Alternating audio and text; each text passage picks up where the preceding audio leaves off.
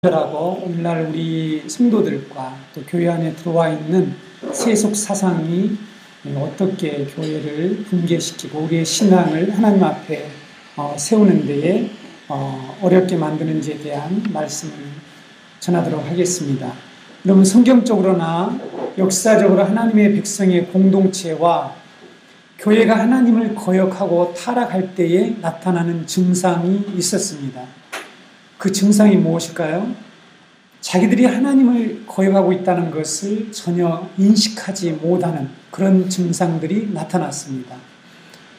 자신들은 열심히 지금 신앙생활을 하고 있는데, 그렇게 믿고 있는데, 자신들은 아무 문제가 없다라고 생각하고 있는데, 선지자들과 하나님의 사람들은 그들이 지금 하나님의 길에서 벗어났고 하나님의 뜻에서 멀어졌다라고 하나님을 거역하고 있다라고 그들을 책망했습니다.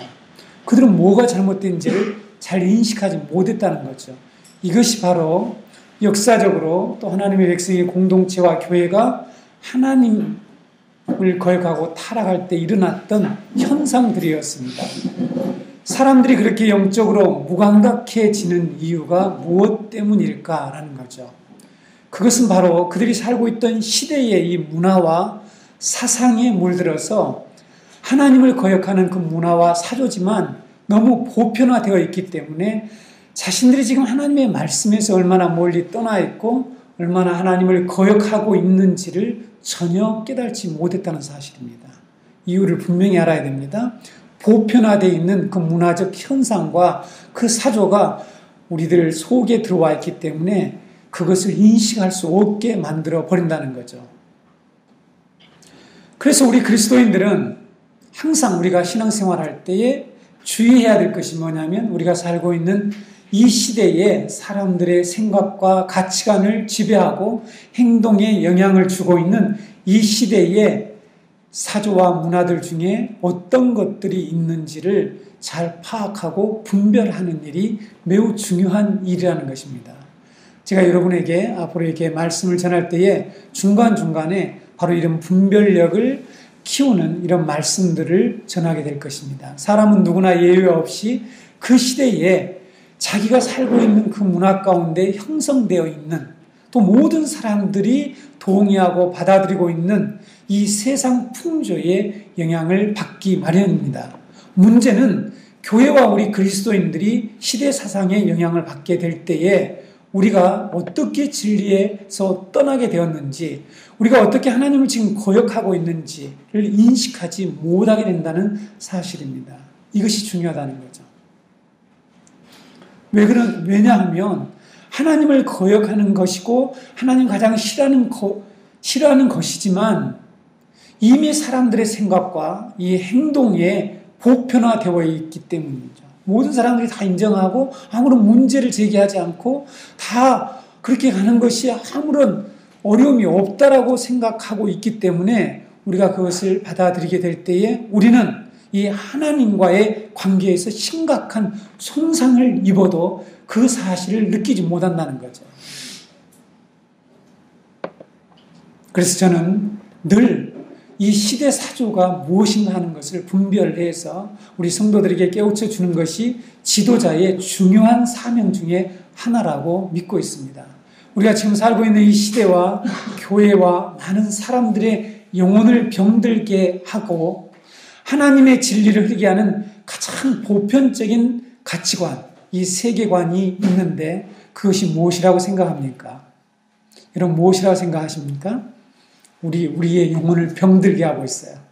이 시대의 교회와 많은 사람들이 이미 물들어 있다라고 이구동성으로 말하고 있는 이 보편화되어버린, 그래서 모든 사람들에게 전혀 문제를 제기하지 않는 그런 가치 체계, 그게 무엇입니까? 물량주의입니다. 물량주의. 많을수록 좋다. 물질이든 사람이든 많은 것이 곧 옳은 것이고 선이다 라는 이런 사상이 우리를 완전히 지배하고 있습니다. 이것은 이미 정치, 경제, 사회 모든 영역의 전반에, 심지어 우리 신앙 세계 속에 이미 완전히 뿌리를 내리고 깊숙이 퍼져 있는 그런 사상이라는 거죠. 우리 시대의 사람들의 생각을 지배하는 이 대표적인 가치체계, 교회와 우리 그리스도인들은 하나님 말씀의 길에서 벗어나게 하는 이 대표적인 세속 사상이 물량주의라고 하는 것입니다. 크리스천 리서치가 조사한 자료에 하면 한국 교회가 갖가지 폐해를 낳고 한국 교회가 극복해야 할 이 가장 심각한 당면 과제로 이 물량주의를 꼽았습니다. 물량주의라는 통계가 나왔습니다. 우리 지방에는 지방 목회자는 조사 대상을 삼지 않았는데 서울 시내 담임 목회자 의식 구조 조사 결과에서 물량주의를 지적하는 사람들이 66%로 가장 높게 나왔다고 합니다. 지금 한국 교회의 이 목회 성공 여부는 교회가 목회자가 우리 성도들이 얼마나 신실하느냐, 얼마나 이 영적인 능력을 가지고 있느냐가 아니라 예배당의 크기, 교인의 수, 헌금 액수에 의해서 평가되는 것으로 일반화되었다는 것입니다. 이건 조사의 결과입니다. 이것이 바로 한국 교회가 물량주의에 빠져 있다는 결정적 증거라고 말하고 있습니다. 물량주의는 교회의 성공과 실패의 기준을 양에다가 두고 비성경적인 성장주의를 낳게 되고 완전히 하나님의 기준으로부터 멀어지게 만들어 버렸다는 사실입니다. 그런데 성경은 분명히 이 물량주의를 배격합니다. 성경은 적은 무리, 약자, 소자 이런 모두 다 이 세상의 지금 다수, 다량 이런 것과 정반대의 주장을 펼치고 있죠. 오늘 본문은 하나님께서 왜 물량주의와 이 다다익선, 많을수록 좋다라고 하는 이 다수주의를 반대하시는지에 대해서 우리에게 분명히 말씀하고 있습니다.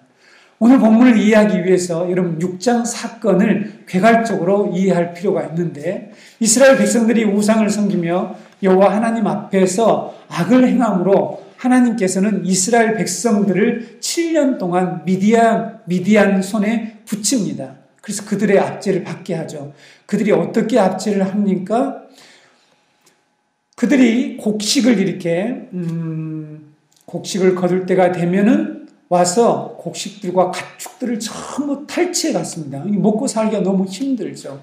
얼마나 압제를 했는지 그들이 이 산에다가 웅덩이를 파고 땅굴을 파고 살아야 했습니다.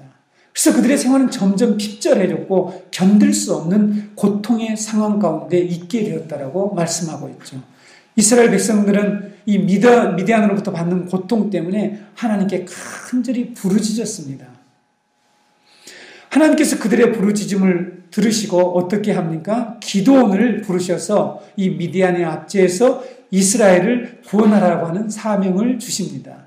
근데 기드온도 얼마나 그동안에 상처를 받았던지 하나님께 자신이 이 일을 할 수가 없다라고 자꾸만 반론을 제기하죠. 6장 15절을 보게 되면 오 주여 내가 무엇으로 이스라엘을 구원하리까? 여기 잘 보세요 여러분. 무엇으로라고 하는 생각에 이 물량주의가 이미 들어있는 거죠. 뭘 가지고 내가 이스라엘을 구원합니까? 제가 가진 게 뭐가 있습니까? 하는 이것을 지금 말하고 있는 거죠. 그 다음에 보소서 나의 집은 므낫세 중에서 가장 약하고 자신은 자기 아버지 집에서 가장 작은 자라. 패배주의 의식이 완전히 사로잡고 있습니다. 여러분 이 물량주의가 지배하는 이 세계에 살고 있는 우리들 속에 들어있는 것이 내가 정말 그게 빠졌나 안 빠졌나 보면 내 안에 이런 패배주의가 있는지 없는지를 보면 알아요. 내가 정말 하나님을 신뢰하면서 살아가는지 내가 나에게 있는 이 소유의 여부를 따라서 나를 판단하고 나의 가치, 나의 정치관을, 나의 정체성을 자꾸 판단하고 있지는 않는지 보면은 우리가 이 시대에 결정적인 하나님의 진리를 무너뜨리고 교회를 세속화시키는 이 물량주의에 빠져 있는지 그렇지 않는지를 알 수가 있습니다. 제가 보기에 기드온이 그런 것 같아요. 무엇으로 이스라엘을 구원합니까? 가진 것도 없고 아무것도 없는데 그리고 우리 집안은 므낫세 중에서 가장 약한 집안이다. 별 볼 일 없는 집안입니다. 이렇게 지금 하나님께 변명하면서 자기는 적합한 자가 못 됩니다. 이렇게 하나님 앞에 하나님이 주신 사명을 거부했습니다. 그런 전만적인 반응을 하는 기드온에게 하나님은 포기하지 않으시고 내가 반드시 너와 함께 해주고 너가 미디안 족속을 물리치기를 한 사람을 치는 것처럼 해주겠다라고 하나님께서 약속을 해주신다는 사실이죠. 그러나 기드온은 하나님이 보내신 사자의 말을 믿지 못합니다. 자신같이 미약한 자를 사용해서 이스라엘을 구원하실 것인지를 하나님 표징을 그럼 보여달라, 이렇게 표적을 보여달라고 하나님께 요구하죠. 그래서 하나님의 사자에게 잠깐 동안 여기서 머물러 있어라. 자기가 재물을 가져올 테니까 잠깐만 기다라고 해서 재물을 가져왔죠. 그때 어떤 일이 벌어집니까? 바로 바위에서 불이 나와서 이 고기와 무교병의 재물을 태우는 표적을 보여줍니다. 이렇게 하나님의 부르심을 확인하고 하나님께 주신 이 미디안으로부터 자기 민족을 구원하라는 사명을 이제 감당하기 위해서 전쟁의 지도자로 기드온이 나서게 되죠. 이제 오늘 본문에 우리가 들어와서 자기 민족을 구원하는 사명을 받은 기드온에게는 여호와의 영이 이제 임하시게 됩니다. 6장에 벌어지고 있는 상황입니다. 기드온은 나팔을 불어서 알리고 군사들을 소집하게 되죠. 그러자 가장 먼저 기드온의 군인 진직 소식에 아비에셀이라고 하는 사람이 나옵니다. 그리고 기드온은 전령을 보내서 군인들을 소집을 계속하겠죠. 그렇죠? 자신이 속한 지파뿐만 아니라 아셀 지파, 스불론 지파, 납달리 지파에서 군인이 되겠다고 하는 많은 무리들을 이처럼 징집하게 됩니다. 6장 34절 35절에 나와 있죠. 기드온은 하나님 말씀을 믿지 못하고 이렇게 모여든 사람들이 있었지만 하나님의 말씀을, 약속을 믿지 못합니다. 그리고 무엇을 요구합니까? 그 유명한 양털 적시기의 표적을 보여달라고 하나님께 요구를 해요. 자, 우리가 하나님의 능력을 믿지 못할 때, 하나님을 신뢰하지 못할 때 나타나는 현상이 뭐냐면 하나님께 자꾸만 보여달라는 거예요. 표적을 보여달래요. 무엇인가 내가 붙잡을 만한 근거를 나에게 보여달라고 하는 것이 우리들의 신앙의 속성이죠. 이 부분은 양털 적시기의 이 인도가 이렇게 나쁜 마음에서 부정적인 상황에서 출발하는데 이 양털 적시기의 인도법을 여러분 구해서는 안 됩니다. 제가 지난번에 하나님 인도에서 이 말씀을 전하지 않았지만 이렇게 표적을 보여달라고 할 때에 내가 진정으로 하나님을 믿고 하나님의 약속을 부정하기 때문에, 믿지 않기 때문에 하나님께 이런 표적을 보여달라고 하는 것이지, 하나님 말씀을 잘 믿는 사람은 표적이 필요 없어요. 그 말씀을 믿는 그대로 따르고 순종하면 되기 때문이죠. 그래서 2번이나 시험을 하잖아요. 양털 한 뭉치를 타작 마당에 둘 테니까 하나님 이슬이 양털에만 내리게 하고 주변의 땅에 내리지 않게 해달라. 그래서 하나님 그렇게 해줬어요. 그래도 또 못 믿겠어요. 그 다음에는 반대로 하나님 양털에는 이슬이 내리지 않게 해주시고 이 땅에만 다 내리게 해달라. 이슬이 우리가 오는 이런 이슬이 아닙니다. 이스라엘은 비 같은 이슬이에요. 가보면 촉촉합니다. 그러니까 금방 확인할 수가 있어요. 그렇게 금방 보고 확인할 수 있었는데 우연의 일치일 수도 있겠지. 꼭 하나님을 믿지 못하는 사람들의 특징이 뭐냐면 하나님은 우리에게 어떤 표적을 보여주고 환경적으로 역사해 주셔도 우리는 우연히 그럴 수도 있겠지.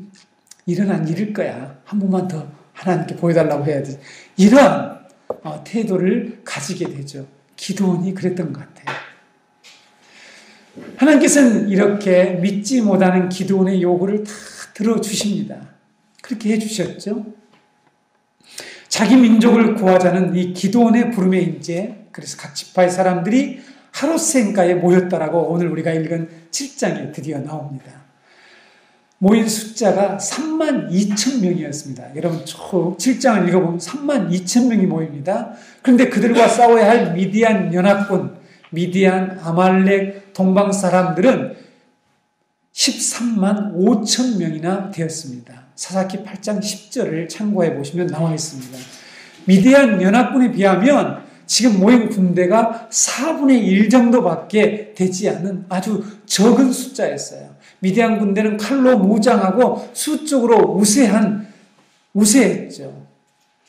이것을 본 이스라엘 백성들의 마음이 어떠했을 것 같습니까? 이스라엘 모임 이 군사들의 마음이 어땠을까요? 두려워서 벌벌 떨게 되죠. 근데 여러분, 이 모인 장소가 하롯세임까지잖아요. 이 하롯이란 말 자체가 두려움, 공포, 떨림이라고 하는 그런 뜻입니다. 하롯이라는 이 말 자체가. 그러니까 지금 이들이 벌벌 떨고 두렵고 지금 공포에 질려서 있는 거죠. 싸우려고 나왔지만. 오늘 본문 2절, 3절을 보실까요? 이렇게 이스라엘 군대가 미디안의 이 다수의 적군들의 위압에 눌려서 떨고 있는 상황에서 하나님께서는 어떤 명령을 하십니까? 기드온에게 너를 따르는 백성들이 너무 많으니 돌려보내라. 이런 말씀을 하신다는 거죠.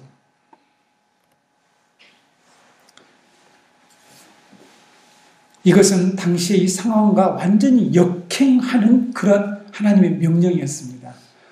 여러분, 우리가 하나님을 신뢰하려면 하나님 말씀을 받아들인다는 게 그렇게 단순한 게 아니죠. 시대를 역행하라고 하는 그런 메시지들을 우리에게 하나님 성경에서 많이 우리에게 주십니다. 근데 그 말씀을 받는 우리는 외면하게 되죠. 왜냐하면 이 시대와 너무 맞지 않기 때문에, 동떨어져 있기 때문에 그 말씀을 받아들일 수가 없는 거죠. 이게 이제 중요한 문제입니다. 완전 날벼락이죠.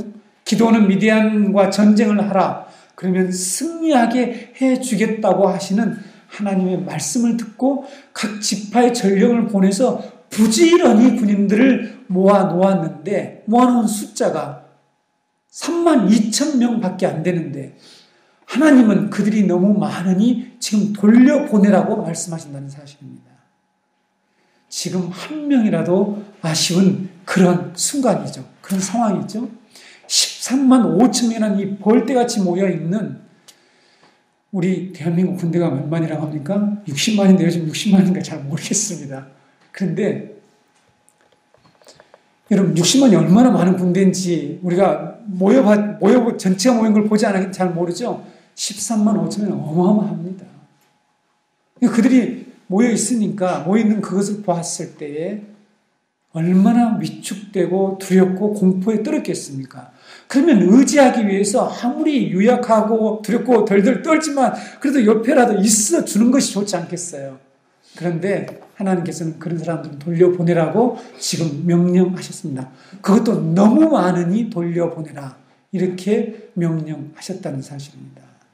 하나님은 기드온에게 물량주의를 경계시키는 것이었습니다. 물량주의, 다수주의가 가져오는 이 폐해는 바로 이것입니다. 하나님을 믿지 않고 자기가 가진 물질을 믿고 그것을 힘으로 여기고 그것을 자랑하고 그것을 의지하죠. 뿐만 아니라 하나님이 하신 일과 하나님이 받으실 영광을 자신들이 가로채고, 그래서 하나님 앞에 교만하게 하나님을 거역하는 죄를 짓게 만든다는 것입니다. 이 시대 많은 신자들이 사람이 많아야 일을 잘 할 수 있을 텐데, 물질이 많으면 좀 더 사역을 크게 할 수 있을 텐데 라는 이런 생각을 하고 있습니다. 저는 그 생각을 별로 하지 않습니다. 물론 저도 그 생각이 저를 자꾸 미혹하고 저도 미혹을 받으려고 하는 그런 생각이 전혀 없지는 않지만, 사실은 그 생각을 저는 믿지 않습니다. 왜 이런 생각들이 우리 안에 들어와 있을까? 바로 이것이 물량주의가 가져다 준 우리 안에 가치체계라는 것이죠. 하나님은 우리가 어떤 일을 많이 하고 크게 하는 것보다 하나님을 의지하고 하나님께서 하신 일이라는 고백을 듣기를 원하시죠. 그걸 통해서 예배하고 그것을 찬양하고 그걸 통해서 하나님을 높이기를 원합니다. 물량주의는 하나님을 배제한 자신의 노력, 자신의 힘을 과시하려고 하기 때문에 하나님께서 가장 싫어하시는 이 사상이라는 것을 우리는 성경을 통해서 알 수가 있습니다. 하나님이 오늘 왜 많으니 돌려보내라고 그랬습니까? 그들이 자기를 자랑하기 때문에, 하나님을 거슬려서 거역해서 자기를 자랑한대요. 이 세상에서 우리가 많이 가지면 별 수 없이 자기를 드러내고 싶어하고 그것이 자기의 힘이 되어서 그것을 의지할 수밖에 없죠. 하나님이 왜 이 타락한 우리의 속성을 모르시겠습니까? 근데 여러분, 물량주의가 가져오는 결정적인 두 가지 폐해가 있습니다. 이것을 분명히 우리가 인식해야 합니다. 저도 이 문제를 언젠가 지난번에 말씀드렸죠. 마태복음 6장을 믿지 못한다면 나머지 말씀 못 믿는다. 너희는 무엇을 먹을까 마실까 염려하지 말라. 공중에 나는 새를 보라. 들의 백합화를 보라. 이렇게 분명히 이처럼 수많은 하나님의 피조 세계는 전혀 그들이 노력하거나 그들이 어떤 것을 창고에 쌓아두고 어떤 양을 쌓아두고 그것을 가지고 자기의 생명을 유지하려고 하지 않는다라고 이렇게 말씀했는데 이 말씀이 믿어지지 않는 이유가 있어요. 이것이 바로 이 물량주의라고 하는 이 세상을 지배하고 있는 사상이 우리 안에 들어와 있습니다. 두 가지 폐해를 가져옵니다. 이 두 가지 폐해는 교만함과 두려움입니다. 오늘 본문에 나타난 것처럼 많은 것을 소유하게 되면 나타나는 현상이 뭘까요? 하나님을 신뢰하지 않아요. 여러분, 교만이 뭡니까? 교만의 본질은 자기를 믿는 거예요. 하나님을 신뢰하지 않는 것입니다. 자기가 가지고 있는 어떤 환경, 좋은 환경, 큰 환경, 이것을 힘으로 여겨요. 그것을 가지고 약자들을 누르죠. 지금 야고보서에 묵상했죠. 부자들이 어떻게 한다고 했습니까? 가난한 자들을 업신여기고 짓누르고 그들에게 줘야 할 적당한 임금을 주지 않고 그것을 가지고 많은 걸 쌓아놨는데 그것이 전부 녹슬고 하나님 그걸 심판하시겠다라고 말씀을 하고 있죠. 교만은 하나님을 신뢰하지 않고 자기가 가진 것, 자기를 믿고 하나님께 기도하지 않는 것이 교만이죠. 우리가 많은 것을 소유하고 이 일이 잘 풀리면 우리는 하나님보다 그것을 의지하게 되어 있습니다. 하나님을 찾지 않죠. 찾지 않습니다. 찾는 것 같은데 실전 찾지 않아요. 하나님께 간절히 기도하지 않습니다. 적당히 기도하죠. 물량주의는 분명히 교만을 낳게 되어 있습니다. 여러분 누가복음 12장의 어리석은 부자의 비유를 우리는 잘 알고 있습니다. 왜 예수님께서 이 어리석은 부자의 비유를 말씀하셨습니까? 어떤 사람이 예수님 말씀을 전하고 있는데 와서 뭐라고 얘기합니까? 선생님, 내 형에게 말을 해서 명령을 해달래요. 해서 유산을 나와 나누게 해달라. 이렇게 얘기를 한 거예요. 그래서 예수님께서 누가 나를 너희 재판장으로 세웠냐? 누가 나를 물건 나눈 자로 세웠느냐라고 말씀하시고 이 말씀을 하십니다. 사람의 생명이 그 소유에 넉넉한 데 있지 아니하니라. 여기서도 주님이 물량주의를 완전히 배척하는 거예요. 우리는 넉넉하면은 우리의 생명이 풍요롭고 우리가 사람다운 삶을 살 것이라고 하는 이런 가치 체계가 우리 안에 들어와 있단 말이에요. 그렇죠? 그래서 심지어 하나님을 올려서라도 하나님께부터 많은 물량을 좀 얻어서 많은 소유를 좀 얻어서 내가 잘 살아보겠다고 하는 이것을 부추긴단 말이죠. 신앙이, 종교가 오늘날. 그래서 많은 사람들이 이 종교에 빠져 있지만 그 종교 생활들이 전부 엉터리죠. 그리고 하나님께서 어리석은 부자의 비유를 말씀했습니다. 이 어리석은 부자가 농사를 잘 지었다고 그러지 않습니까? 그래서 한 해의 곡식을 얼마나 많이 수확을 했는지 쌓아둘 데가 없어서 염려하고 있었대요. 그 전에 내 영혼아 여러 해 쓸 물건을 많이 쌓아두었으니 평안히 쉬고 먹고 마시고 즐거워하자. 무엇을 의지했습니까? 자기에게 안식을 주고 자기에게 평안을 줄 대상을, 자기에게 진정한 기쁨을 줄 대상을 자기의 소유로 믿었던 것이죠. 그래서 하나님께서 어떻게 말씀하셨다고요? 어리석은 자야, 오늘 밤에 내 영혼을 도로 찾으리니 그러면 내가 준비한 이 모든 것이 누구의 것이 되겠느냐? 라고 그의 이 잘못된 생각에 하나님께서 철퇴를 내렸죠. 그래서 예수님이 비유의 결론으로 자기를 위하여 재물을 쌓아두고 하나님께 부여하지 못하는 자가 이와 같으니라 말씀하고 있습니다. 하나님께 부여하지 못한 자는 상대적으로 자기에게 많은 것을 쌓아온 사람이 분명히 하나님께 부여하지 못할 가능성이 많다라고 성경은 분명히 말씀하고 있단 말이죠. 물량주의에 빠진 자는 물질을 의지하고 다수를 의지하기 때문에 하나님을 자신의 삶, 자신의 생명에서 제외시켜 버리는 이런 교만함을 범할 수밖에 없다는 거죠. 제외시켜버립니다. 하나님을 생각하지 않아요. 하나님 생각할 수가 없어요. 정말 신앙적으로 잘 훈련되어서 자기를 부인하는 이 성숙함에 이른 성도가 아니라면 사람은 무엇이든 많은 것을 갖게 되며 교만하게 됩니다.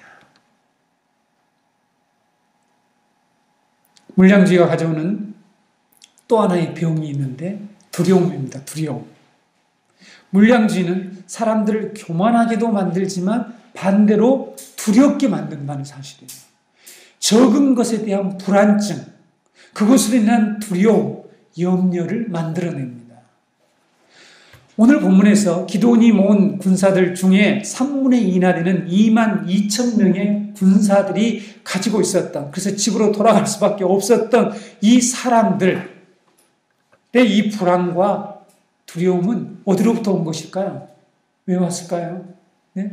기드온이 그들을 징집했을 때, 소집했을 때 하나님 우리와 함께 하신대, 우리가 한 사람 치듯이 저들을 물리쳐 주시겠대, 이미 정보를 통해서 다 알고 있었겠죠. 미디안이 어떤 나라인지. 그러니까 계속해서 압제를 받았던 거 아니겠어요? 힘에 놀려서 도저히 안 된다는 걸 알고 있었겠죠. 그럼에도 불구하고 나왔죠? 하나님 말씀 들었을 게 아니겠습니까? 근데 왜 그들이 지금 이렇게 두려워 떨고 있고 그들은 돌려보내? 하나님이 돌려보낸 대상으로 삼으셨을까요? 그들은 무엇을 두려워했습니까? 자기들이 소수라고 하는 사실. 자기들이 힘이 너무 없다라고 하는 사실, 자기들이 약자라고 하는 사실에 대해서 불안해하고 두려워하고 공포에 시달렸던 것입니다. 소유가 적고 자기가 속한 공동체가 적은 수라고 생각되면 사람들은 뭔가 염려하죠. 두려워합니다. 이것이 물량주의가 가져다 준 병이죠. 이것을 극복하지 못하면 우리는 하나님의 그 진리의 길을 진지하게 걸어갈 수가 없다는 것을 저는 일찍이 깨달았습니다. 여러분은 어떠세요? 성경을 통해서 성경이 우리에게 그걸 반복해서 강조하고 있지 않습니까? 경제가 모든 것을 지배하는 이 시대, 물질 만능주의 이 시대에 그런 반응, 우리가 이렇게 하는 반응은 당연하다고 생각합니다. 그렇죠? 왜냐하면 지금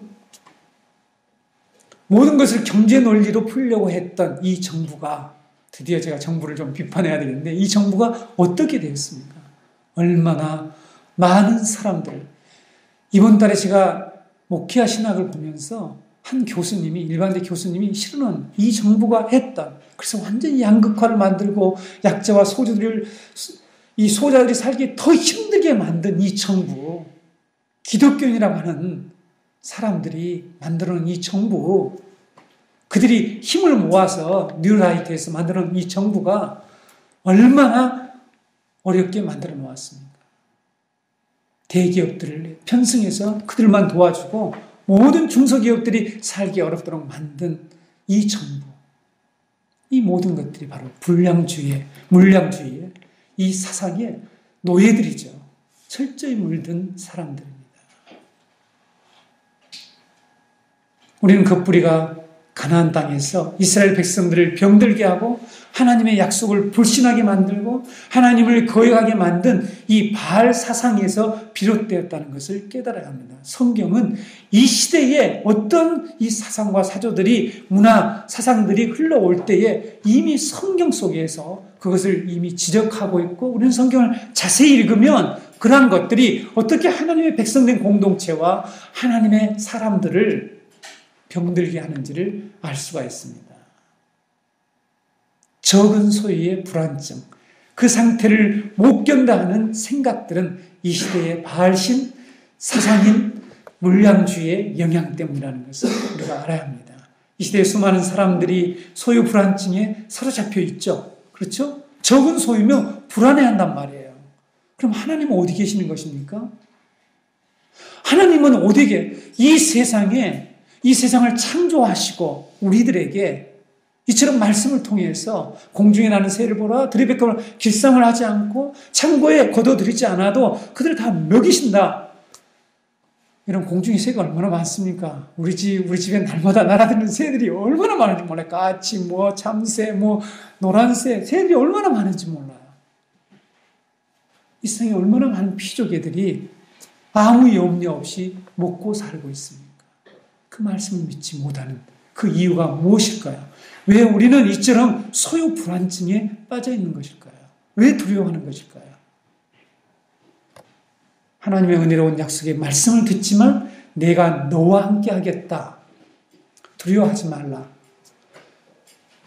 라는 이 말씀을 우리들은 아무리 많이 듣지만 우리 안에 있는 이 사상이 버티고 있으면서 그 말씀을 계속해서 밀어내기 때문입니다. 물량주의가 보편화되어서 우리의 생각과 우리의 가치 세계, 체계 속에 완전히 굳어 있어서 하나님의 말씀이 들어갈 틈을 주지 못하고 있다는 거죠. 어느 날 그래서 강단도 변하게 됩니다.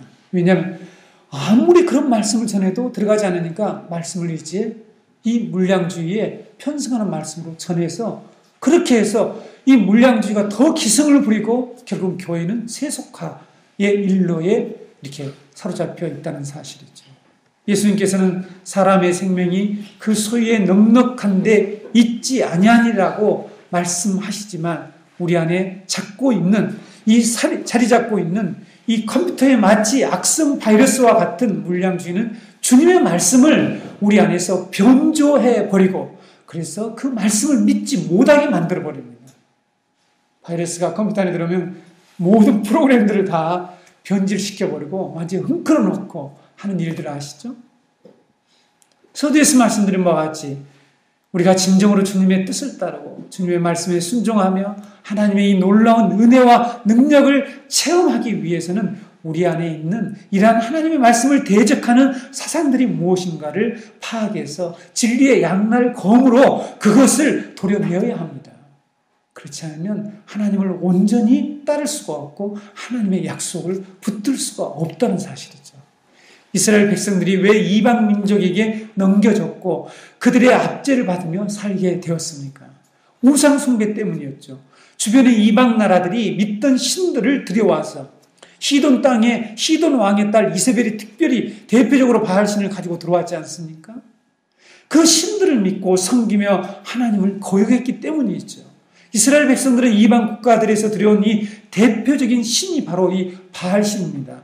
그리고 그 와이프신 여신이 아세라신이죠. 가나안의 주신인 이 바알신은 다곤신의 아들로서 비와 다산을 좌우하는 신으로 알려져 있습니다. 그래서 이스라엘 백성들은 창조주 하나님, 만물을 다스리시는 이 하나님을 버리고 자신들에게 많은 수확을 줄 수 있다라고 말하는 이 거짓신 바알신을 믿고 따랐던 것이죠. 그래서 하나님께서 유목민족에 불과한 이 미디안 족속의 손에다가 이스라엘 백성들을 넘겨서 그들을 고통을 당하게 만들고 거기서 깨닫고 회개하고 돌아오게 만들고 하나님이 누구신 것을 배우도록 하셨죠. 하나님께서 기드온을 부르신 이후에 첫 번째로 그에게 주신 사명이 무엇이었습니까? 6장을 제가 오늘 다 읽지 않았기 때문에 설명을 좀 하겠습니다. 하나님이 기드온에게 사명을 주시고 첫 번째 하라고 한 일이 있는데 그것이 뭐냐면 바알단을 회파하라. 아버지와 함께 이런 명령을 하셨죠. 사사기 6장 25절 26절 한번 읽어보실까요?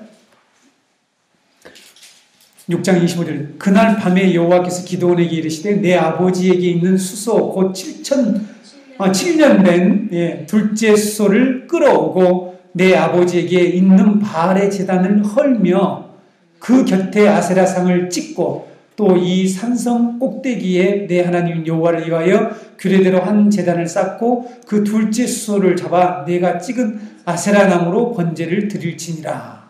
네, 바알 제단을 헐라는 이런 명령을 했죠.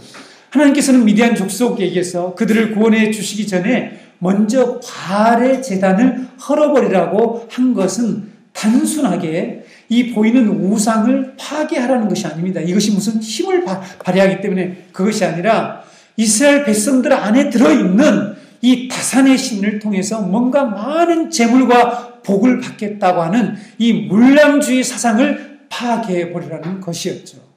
기도는 하나님의 명령을 받고 그 일을 했지만 하나님께서 그들 안에 자리 잡고 있는 이 물량주의의 신을 버리라고 한 것을 잘 이해하지 못한 것 같습니다.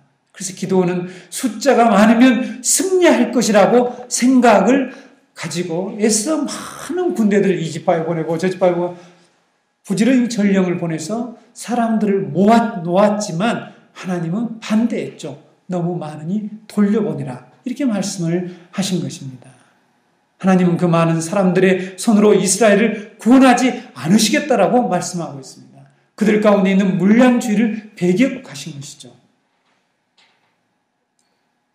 여러분 어떤 생각을 하세요? 다수가 오를 것이라, 다수가 있는 곳이 옳다는 생각이 이 세상을 지배하고 있다고 생각하지 않습니까? 뭔가 수량적으로 적으면 뭐 잘못된 게 아닐까라는 이런 생각들이 이미 우리 안에 깊숙이 들어와 있습니다. 마치 작은 자들의 변명, 패배주의자들의 변명하는 게 아니냐, 이렇게 이 다수가, 물량주의가 우리를 누르고 있다는 사실을 알아야 합니다. 그래서 사람들은 두려워합니다. 소수에 속한 것을 두려워하고 있고, 이 적은 것에 대해서 매우 두려워하는 이런 사상들이 우리를 지배하고 있습니다. 이런 사고방식이 어디서 온 것일까 하는 거죠. 바로 이 만몬 사상의 원조인 바알신이 가져다 준 생각이라는 것입니다. 하나님은 당신을 신뢰하는 소수의 사람들과 함께 구원의 역사를 이루며 기적을 베푸시고 자신의 힘을 믿고 교만한 다수와 함께 일하지 않는다는 것이 성경이 우리에게 가르쳐주고 있는 분명한 가르침입니다. 하나님은 우리가 얼마나 하나님을 신뢰하는가를 보시지 얼마나 많은 숫자가 모였는가를 보시지 않습니다. 근데 지도자가 여기에 대한 확신이 없으면 그때부터 끝장납니다. 끝나는 거죠. 진리를 왜곡시키게 되는, 여러분, 끝난다는 말이 공동체가 붕괴되는 거 이전에 진리를 왜곡시키게 된다는 거죠. 심각하죠. 하나님 말씀을 신뢰하지 못하게 됩니다. 지도자가 신뢰하지 못하면 끝이죠, 끝. 하나님은 얼마나 많은 결과가 나왔느냐를 보시는 것이 아니라 얼마나 하나님 말씀에 잘 따르고 있느냐를 중요한 기준으로 보신다는 거죠. 하나님은 당신을 신뢰하고 중심을 다하는 그런 소수를 원합니다. 중심을 다해서 마음으로 진정으로 하나님을 의지하는 자를 원하시죠. 소수를 들어서 그래서 기적을 베푸시죠. 그런 소수를 사용하십니다. 우리의 연약함, 우리의 적은 소유는 하나님의 능력이 나타날 기회인 것입니다. 우리의 적은 수, 연약함은 두려움이나 위축됨의 요소가 아니라 하나님께서 일하실 때라고 하는 이런 믿음을 성경에서 우리에게 강조하고 있습니다. 32,000명 중에 2만 2,000명이 집으로 돌아갔습니다. 기도원과 남아있던 사람들의 심정이 어떠했을까 하는 거죠. 저는 이런 경험이 참 많습니다. 저는 이 소그룹과 사역을 오랫동안 해왔기 때문에 성소인연에서부터, 그래서 저는 항상 다수가 모이면 물론 인간이기 때문에 좀 격앙되고 뭔가 이렇게 그런 느낌이 있습니다. 실제로 여러분 강단에 서보면. 그러나 다수가 모이면 말씀을 철저히 준비하고 소수가 모이면 대충 준비하고 그래서는 안 되죠. 그 사람은 물량주의에 빠져있는 지도자일 수가 있습니다. 소수가 모였을 때에 사람들이 떠나가는 그런 경험도 많이 있습니다. 하나님 말씀을 믿지 못한다면 그런 상황에서 대부분의 사람들은 의욕 상실하게 되죠. 그렇죠? 주저앉게 됩니다. 여러분, 하나님께서 군사를 감축하시는 방법을 4절에서 8절에 나와 있는데 한번 보시겠습니다. 하나님께서는 기드온에게 너무 많이 돌려보내라고 말씀하셔서 1차로 믿음이 없어서 두려워 떠는 자들을 돌려보냈습니다. 22,000명이 돌아갔죠. 이제 10,000명이 남았습니다. 10,000명이. 돌아간 사람은 그렇다 치고 남아있는 사람들의 사기가 어떠했을까를 좀 여러분 상상을 해보면서 이 말씀을 보시기 바랍니다. 어땠을까요? 13만 5,000명 앞에 1만 명밖에 남지 않았다. 네. 심란하죠. 했겠죠. 그런데 하나님께서 다시 뭐라고 말씀하시냐면은 2차로 돌려보내야 할 대상들, 너무 숫자가 많으니까 돌려보내야겠다고 돌려보내야 할 대상들을 기드온에게 가르쳐 줍니다. 4절 이하에 보게 되면 백성이 아직도 많으니 하나님 보시는 관점에서는 아직도 많대요. 그들을 인도하여 물가로 내려가라 하시면서 두 번째로 집으로 돌려보내야 할 대상들을 선별하도록 하셨습니다. 잘 아시는 바와 같이 그 대상들이 누구였습니까? 물을 이처럼 손으로 핥아서 먹는 사람, 물을 붓고 바로 입을 물에다가 이렇게 시냇가에다 대고 먹는 사람 중에서 입에다가 대고 먹는 사람은 집으로 가고, 손에다가 이처럼 핥아서 먹는 사람들은 남는 자가 되었습니다. 돌아간 자들이 몇 명이었습니까? 9,700명이 돌아갔습니다. 몇 명이 남았죠? 300명이 남았다라고 말씀하고 있습니다. 이렇게 해서 하나님께서는 두 번째에 걸쳐서 처음에 자원에서 모여들었던 32,000명 중에서 99%를 돌려보내고 약 1% 정도의 32,000명이 300명이니까 1% 정도밖에 안 되잖아요. 300명의 숫자로 전쟁을 치르셨습니다. 7절에서 하나님께서는 기드온에게 물을 핥아먹는 이 300명 용사로 너희를 구원하겠다. 미디안을 너희 손에 넘겨주겠다라고 말씀을 하셨습니다. 여러분, 이 말씀 우리 잠깐 해석하고 넘어가겠습니다. 하나님께서 물을 핥아먹는 자를 전쟁에서 나갈 군사로 구별하셨는지에 대해서, 왜 이 사람들을 구별하셨는지, 선택하셨는지에 대해서 여러 가지 해석들이 있습니다. 그런데 그들은 이 경계태세를 가지고 물을 먹었다는 거죠. 그렇죠? 물을 먹고 그냥 바로 물을 쳐박고 이렇게 물을 먹는 이들은 왜 이렇게 남아있게 되었는가? 하나님께서 왜 그들을 사용하셨는가? 돌아가야 하는 자들은 자기들의 편할 대로 물을 먹었습니다. 그렇죠? 그냥 물 먹고 싶은데 지금 가서 물을 먹었죠? 군인으로서 자격을 상실했다는 거죠. 군인의 중요한 자격 중에 하나가 뭐냐면 적군을 경계하는 임전태세가 매우 중요합니다. 군대에서 뭐라고 가르치냐면, 군대에서는 화장실을 갈 때도 경계병을 세웁니다. 그렇죠? 네, 안 가신 분들은 잘 모르시겠지만 화장실을 갈 때도 경계병을 세워서 항상 적군이 어떻게 적군의 공격에 대해서 대적할 그런 임전태세를 준비시키고 훈련하게 되죠. 하나님이 돌려보낸 사람들, 자기 편할 대로 신앙생활을 하는 자들이었다라고 볼 수가 있습니다. 첫 번째 시험이 믿음에 관한 시험이었다면 하나님을 신뢰하잖아요. 그런 사람들은 군인이 될 수가 없죠. 두 번째 시험은 군인으로서 태도에 관한 문제의 시험이었다는 것이죠. 내가 시험하겠다, 물가로 데려가라 주님께서 말씀하셨죠. 하나님은 목이 말라 있던 사람들을 물가로 보내서 그들이 어떤 태도를 하시는가를 보았죠.